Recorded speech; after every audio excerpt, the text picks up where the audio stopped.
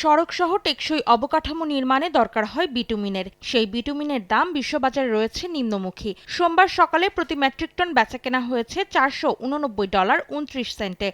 এক মাসের ব্যবধানে কমেছে 1.16%। দাম কমেছে আরেক শিল্পপণ্য পলিইথিলিনেরও। এক মাসের ব্যবধানে 1.5% দাম কমে প্রতি মেট্রিক টন বিক্রি হচ্ছে $1022.47।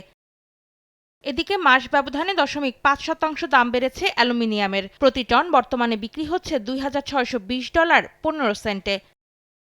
ঊর্ধ্বমুখী টিনের দামও এক মাসের তুলনায় 3.29% বেড়ে প্রতি টন টিন বিক্রি হচ্ছে $34,802। তবে শিল্পপণ্যের বিশ্ববাজারে অপরিবর্তিত রয়েছে কোবাল্টের দাম। অন্তরা সেন, সময় সংবাদ।